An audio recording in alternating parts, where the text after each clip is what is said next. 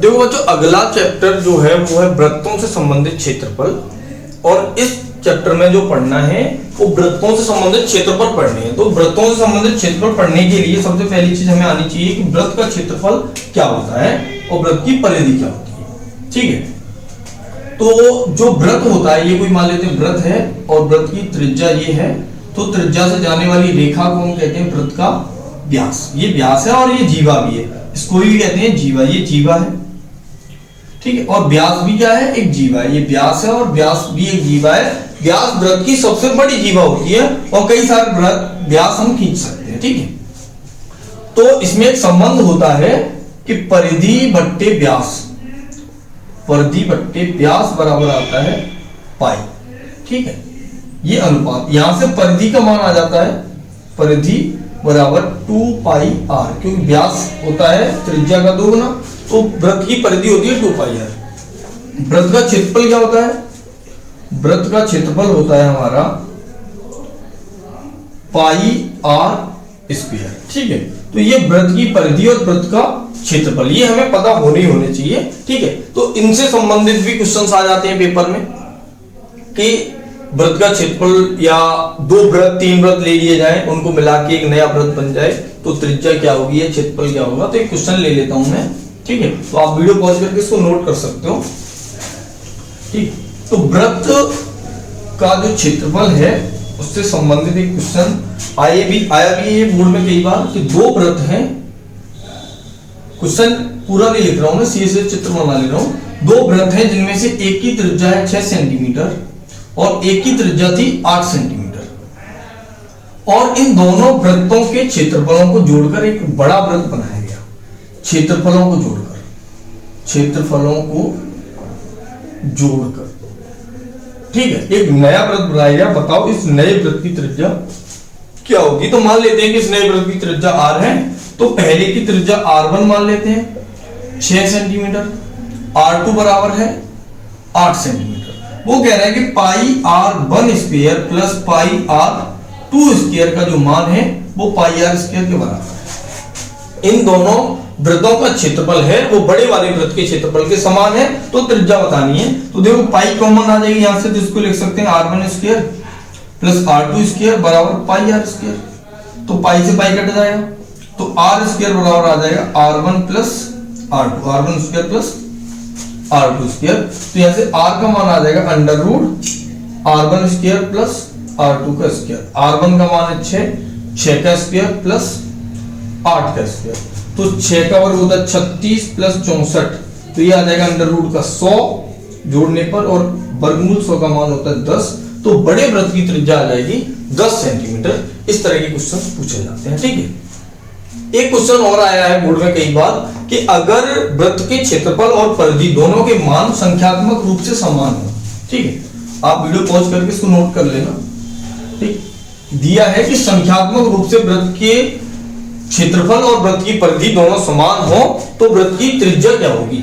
देखो वो कह रहा है कि मान लो वृत्त की त्रिज्या r है, वृत्त की त्रिज्या r है। ठीक है, जो मैं क्वेश्चन बोल रहा हूं वो भी आप अपनी कॉपी में नोट कर सकते हो कि संख्यात्मक रूप से वृत्त की त्रिज्या वो वृत्त की परिधि और वृत्त का क्षेत्रफल समान है तो वृत्त की त्रिज्या क्या होगी, ये पूछा है। तो वो कह रहे हैं कि जो 2 पाई r है उसका मान है पाई r स्क्वायर के बराबर, तो r का मान बताना है, तो 2 तो रहेंगे। ठीक है, तो इस r से ये r कट जाएगा, पाई से पाई कट जाएगा, तो r बराबर क्या आ जाएगा 2 मात्रक। ठीक है, 2 पाई r का मान पाई r स्क्वायर के बराबर दिया है, तो इस तरह से हम वृत्त की त्रिज्या निकाल सकते हैं। तो ये चीजें आप वीडियो पॉज करके नोट कर लो, आगे और देख लें। तो अब जो अगली चीजें हैं इसमें 2 आकृतियां आती हैं, एक आता है वृत्त का त्रिज्यखंड और एक आता है वृत्त का वृत्तखंड। पहले समझो कि त्रिज्यखंड वृत्तखंड क्या है। मान लो कि मैं ये एक वृत्त बना लूं और इस वृत्त में मैंने कोई 2 त्रिज्याएं खींच दी, तो इस 2 त्रिज्याओं के बीच के इस भाग को कहते हैं त्रिज्यखंड। तो इसमें 2 त्रिज्यखंड, देखो 2 त्रिज्याएं ये हैं, इनके बीच में एक ये है और एक ये 2 है, तो इसको तो कहते हैं लघु त्रिज्यखंड, लघु त्रिज्यखंड, और इसको कहते हैं दीर्घ त्रिज्यखंड, दीर्घ त्रिज्यखंड। यही अगर मैं इस वृत्त के अंदर कोई एक जीवा बना दूं तो वृत्त 2 भागों में टूट जाता है, एक भाग ये और एक ऊपर वाला, तो जो छोटा भाग है इसे कहेंगे लघु वृत्तखंड, लघु वृत्तखंड, और इसको कहते हैं दीर्घ वृत्तखंड, दीर्घ वृत्तखंड। अगर लघु और दीर्घ दोनों में से किसी का जिक्र ना किया जाए सवाल में तो हमें हमेशा लघु निकालना, लघु वृत्तखंड और लघु त्रिज्यखंड निकालना है, ठीक है। तो अब इनके जो फॉर्मूले हैं वो हमें समझो कि अगर ये वृत्त पूरा था तो 360 डिग्री का था, तो 360 डिग्री ये कोई ना कोई कोण हमें दिया जाता है, या मान लेते हैं कि ये कोण है वो थीटा है। हम दीर्घ लघु वृत्तखंड का क्षेत्रफल निकालते हैं, लघु वृत्तखंड, लघु त्रिज्यखंड है ये, लघु त्रिज्यखंड का क्षेत्रफल निकाल रहे हैं, लघु त्रिज्यखंड, लघु त्रिज्यखंड का क्षेत्रफल, लघु त्रिज्यखंड का क्षेत्रफल अगर हमें निकालना है तो ये कोण थीटा का दिया है, तो जब ये पूरा कोण था 360 तो वृत्त का क्षेत्रफल था पूरा, तो 360 डिग्री का क्षेत्रफल क्या है, 360 डिग्री का क्षेत्रफल है पाई आर स्क्वायर, और वृत्त की त्रिज्या आर है, ठीक है। और 1 डिग्री का क्षेत्रफल क्या हो जाएगा, पाई आर स्क्वायर बट्टे 360, तो हमें किसका निकालना है, थीटा डिग्री का क्षेत्रफल, तो थीटा डिग्री का क्षेत्रफल क्या आ जाएगा, थीटा बट्टे 360 इंटू पाई आर स्क्वायर।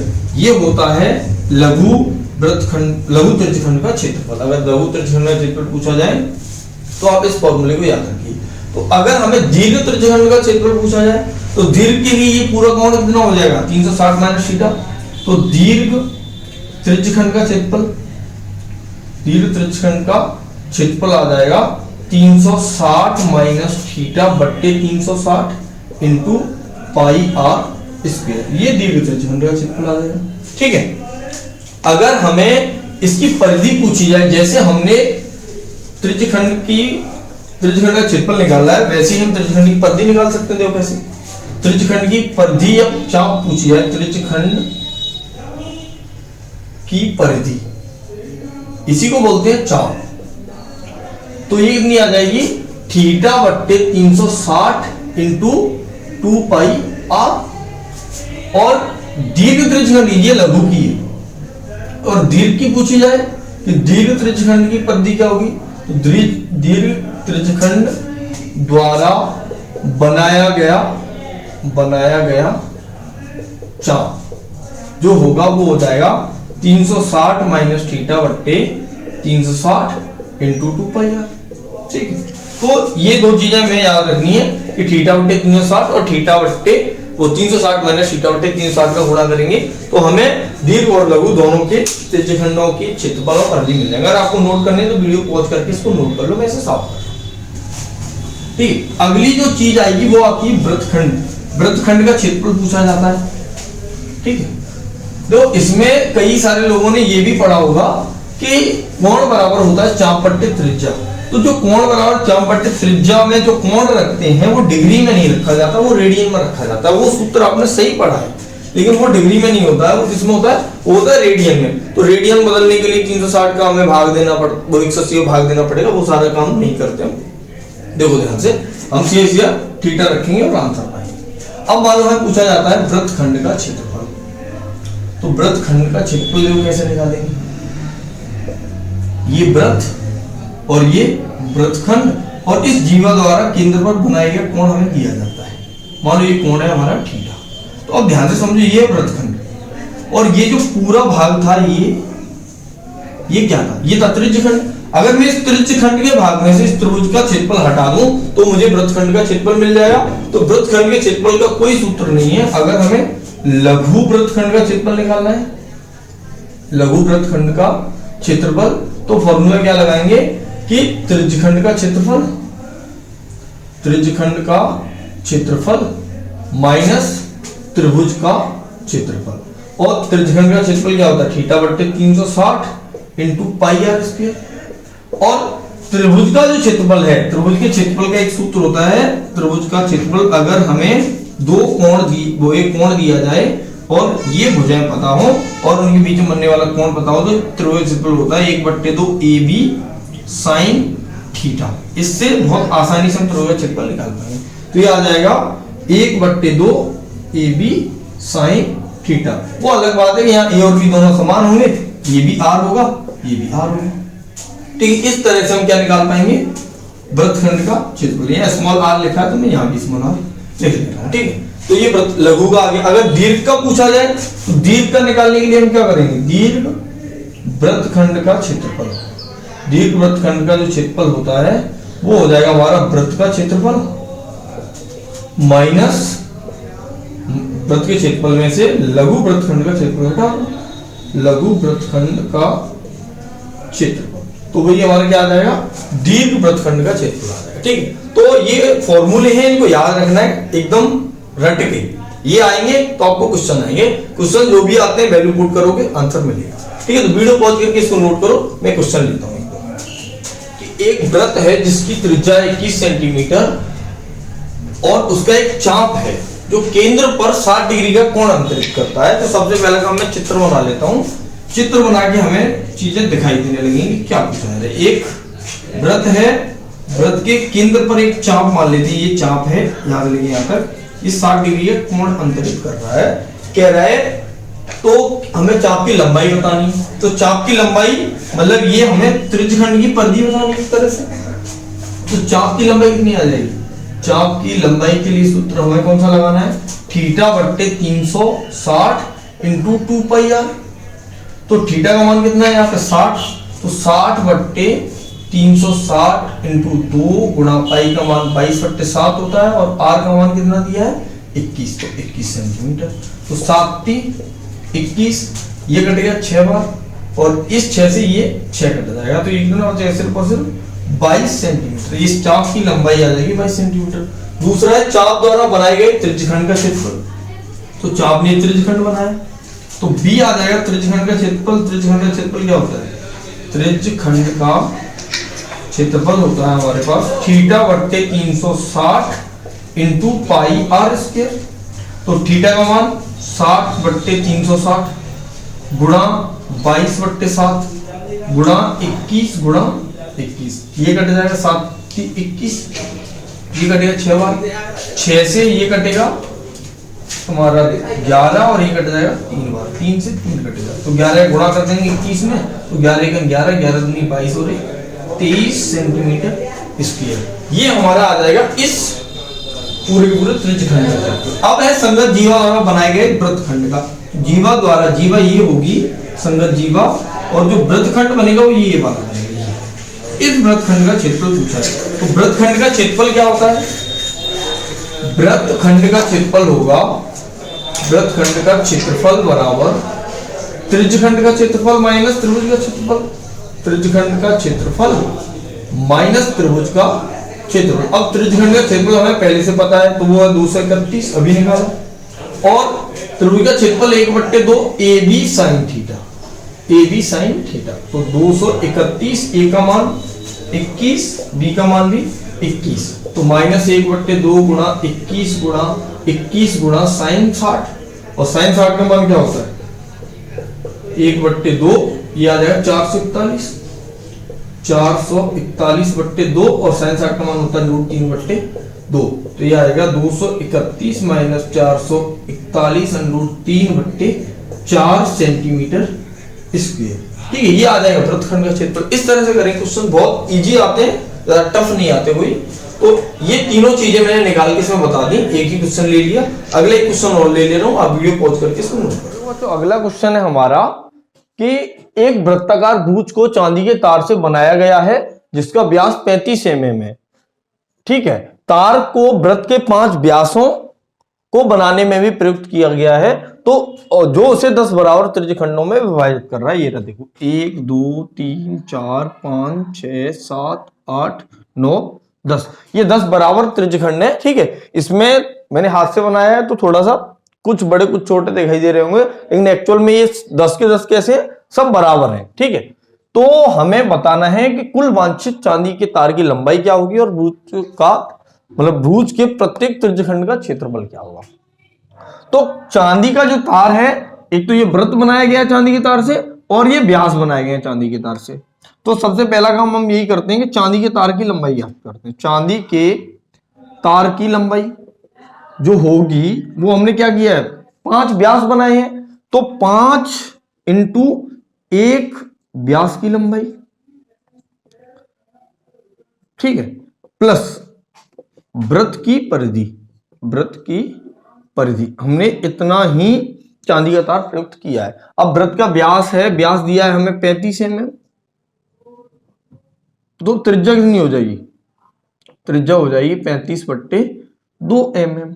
ठीक है, तो 5 गुणा 35 प्लस वृत्त की परिधि मतलब 2 पाई r, r का मान कितना है 35/2, 2 पाई r होती है, 2 से 2 कट गया।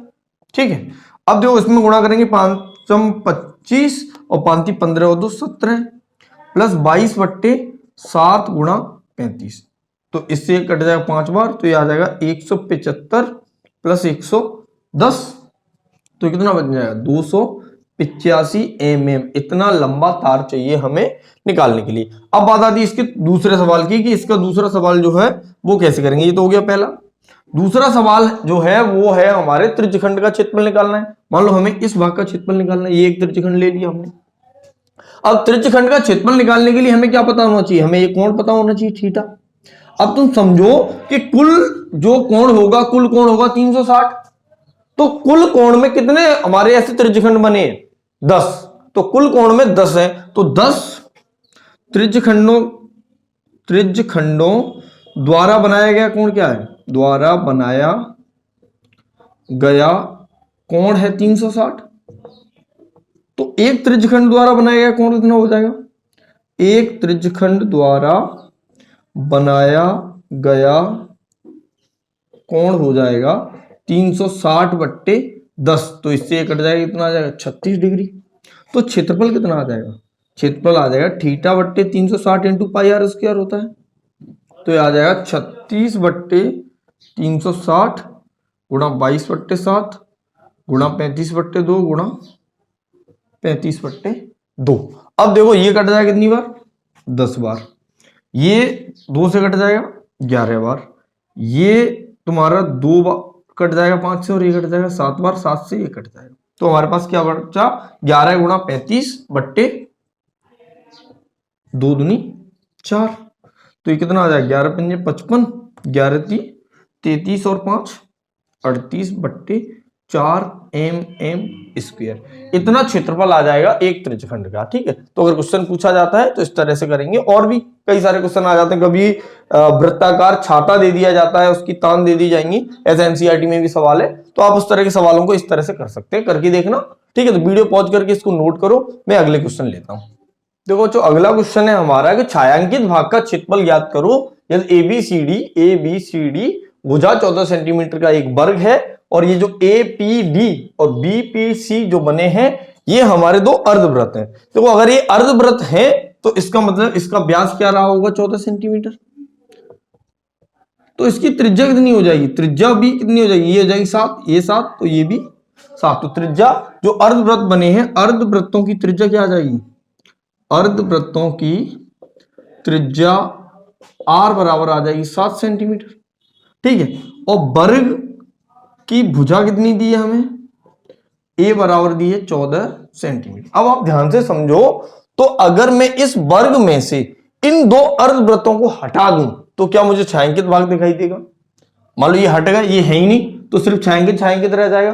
तो हम ऐसे क्वेश्चन को कैसे कर सकते हैं कि हमें वर्ग का क्षेत्रफल निकाल लेना, उसमें से इसका क्षेत्रफल और इसका क्षेत्रफल हटा दो, तो इन दोनों के क्षेत्रफल समान है, तो मैं एक का क्षेत्रफल निकाल के उसमें 2 का गुणा कर सकता हूं। ठीक है, तो छायांकित भाग का क्षेत्रफल क्या आएगा, छायांकित भाग का क्षेत्रफल बराबर वर्ग का क्षेत्रफल। सबसे पहला काम हमें ऐसे लिखना है जिससे क्वेश्चन आसान हो जाता है, दिखाई देने लगता है। -2 गुणा अर्धवृत्त का क्षेत्रफल, अर्धवृत्त का क्षेत्रफल, तो वर्ग का क्षेत्रफल क्या होता है a स्क्वायर, भुजा का वर्ग, -2 गुणा अर्धवृत्त का क्षेत्रफल होता है पाई r स्क्वायर बट्टे 2। अरे पूरे वृत्त के क्षेत्रफल का आधा अर्धवृत्त का क्षेत्रफल, 2 से तो कट गया, और देखो क्या बच गया पाई r स्क्वायर मतलब वृत्त। अगर तुम इसको उठा के से जोड़ दोगे तो ये पूरा वृत्त दिखाई देगा, पूरा वृत्त बन जाएगा। तो हमें क्या निकालना है, वर्ग के क्षेत्रफल में से ये घटा देना, पाई बट्टे 7 गुणा r मतलब 7 गुणा 7, तो ये इससे कट गया। तो 14 का वर्ग होता है क्या 196, माइनस 7 दूनी 14, 7 दूनी 14 और 1 15। अब 196 में से 154 गए तो कितने बचे 2, और ये बचे 4, तो 42 सेंटीमीटर स्क्वायर। ये हमारा किसका क्षेत्रफल आ जाएगा, छायांकित भाग का। इस तरह से करने, एक 2 क्वेश्चन और लेता हूं मैं इसी पे, जिससे आपको छायांकित भाग क्लियर हो। देखो बच्चों, अगला जो क्वेश्चन है, एक वर्गाकार रूमाल है, इस पर 9 वृत्ताकार डिजाइन है। अब 9 वृत्ताकार डिजाइन है, वो सेम वृत्त हैं और इसमें से प्रत्येक की त्रिज्या 4 सेंटीमीटर है। रूमाल कुछ इस तरह से दिखाई देगा, ठीक है। ये जो वृत्त है छोटे बड़े तुम्हें लग सकते हैं, लेकिन ये सब समान आकार के हैं। अगर ये समान आकार के हैं और प्रत्येक की त्रिज्या 4 सेंटीमीटर है, तो मतलब यहां से लेके यहां तक की जो लंबाई है वो 4 सेंटीमीटर है। तो ये पूरा का पूरा व्यास कितना हो जाएगा, 8 सेंटीमीटर का, ये भी 4 सेंटीमीटर। अरे ठीक है कि नहीं। अगर ये 8 सेंटीमीटर का, ये भी 8 सेंटीमीटर का, ये भी 8 सेंटीमीटर का है, तो हमें क्या पता चल जाएगा कि वर्ग की भुजा क्या है। तो ये 8, ये 8 और यहां से लेके यहां तक ये 8 सेंटीमीटर।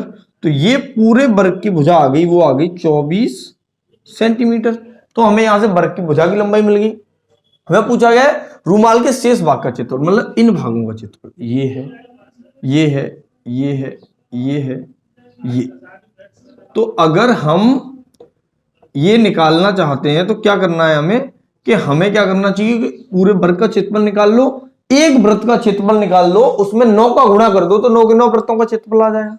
इस तरह से क्वेश्चन करेंगे। देखो कैसे, शेष बचे भाग का क्षेत्रफल निकालना है। भाग का क्षेत्रफल बराबर क्या आ जाएगा, वर्ग का क्षेत्रफल माइनस 9 गुणा वृत्त का क्षेत्रफल। ठीक है, तो वर्ग की भुजा कितनी आ गई, वर्ग की भुजा हमारे पास मिल गई हमें 24 सेंटीमीटर। और वृत्त की त्रिज्या दी है, वृत्त की त्रिज्या r बराबर है 4 सेंटीमीटर। ठीक है, तो वर्ग का क्षेत्रफल होता है a स्क्वायर माइनस 9 गुणा वर्ग का वृत्त का क्षेत्रफल क्या होगा, पाई r स्क्वायर। तो 24 का स्क्वायर माइनस 9 गुणा 22/7 गुणा 4। ठीक है, 24 का स्क्वायर करेंगे तो 576 माइनस 9 चौके 36 गुणा 22/7। अब तुमको जोड़ घटाया गुणा भाग मैंने तो आता ही होगा, तो आप इसका एलसीएम लेंगे और सॉल्व कर देंगे। तो एलसीएम लेके ही मुझे लगता है जहां तक सॉल्व किया गया होगा, तो आप एलसीएम लेके खुद सॉल्व करके जो आएगा वो हमारा क्या हो जाएगा, आंसर। बट्टे में 7 रहने दो, कोई दिक्कत नहीं, मत दो भाग। और तुम्हें भाग देके एग्जैक्ट आंसर निकालना है, तो जो भी घटाने के बाद आए उसमें 7 का भाग देना, वो आंसर हो जाएगा। तो ऐसे क्वेश्चनों को हम इस तरह से करेंगे। तो वीडियो पॉज करके इसको नोट। अगला क्वेश्चन है कि छायांकित भाग का क्षेत्रफल फिर से बताना है। इसमें दिया है कि ए बी सी डी एक वर्ग है, ये वर्ग है। देखो अब ये वर्ग है तो ये वर्ग की भुजा है, और ये एक्चुअल में वर्ग है तो ये 90 डिग्री का कोण होगा, ये 90 कोण होगा। तो ये जो हमारा त्रिज्यखंड बन रहा है उसके लिए कोण कितना हो जाएगा, थीटा बराबर हो जाएगा कितना, 90 डिग्री। अब हमें चाहिए त्रिज्या, हमें त्रिज्या नहीं पता है, यहां से लेके यहां तक की जो लंबाई होगी वो होगी त्रिज्या। अब जब तक त्रिज्या नहीं पता होगा तो हम फॉर्मूला नहीं लगा पाएंगे, क्योंकि छायांकित भाग का क्षेत्रफल यहां से क्या निकल के आएगा, छायांकित भाग का क्षेत्रफल जो होगा वो होगा त्रिज्यखंड का क्षेत्रफल माइनस वर्ग का क्षेत्रफल। अब त्रिज्यखंड का क्षेत्रफल होगा थीटा बट्टे 360 into pi R square minus A square. अब ए तो हमें पता है, ए बराबर क्या है, 20 सेंटीमीटर है।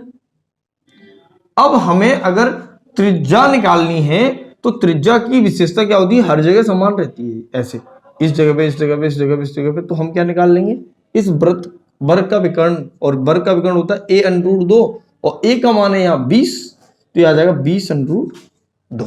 तो ये क्या आ जाएगा हमारे पास, 90/360 गुणा 22/7 गुणा r का मान है 20√2 गुणा 20√2 माइनस 20 का वर्ग। अब ये कट जाएगा कितनी बार, 4 बार, और ये कट जाएगा 5 बार।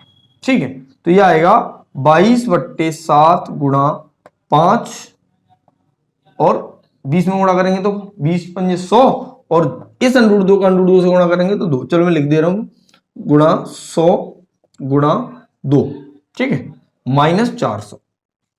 तो कितना आ जाएगा, 200, 200 दूनी 44, 100/7 माइनस 400। तो इसको आगे करेंगे हम, तो ये कितना आ जाएगा, 4400 माइनस 7 के 28, 2800/7। तो कितना बचेगा 0 0 और 14 में से 8 गए तो 6, 1637 सेंटीमीटर स्क्वायर। ये आ जाएगा छायांकित भाग का क्षेत्रफल। ठीक है, तो वीडियो पॉज करके नोट करिए आगे। और हाँ, एक बात और, हम जो वृत्तों से संबंधित क्षेत्रफल है इसमें नहीं पढ़ेंगे, आगे अगला चैप्टर देखेंगे जो है हमारा पृष्ठीय क्षेत्रफल और आयतन। ठीक है, तो वीडियो पॉज करके नोट करिए।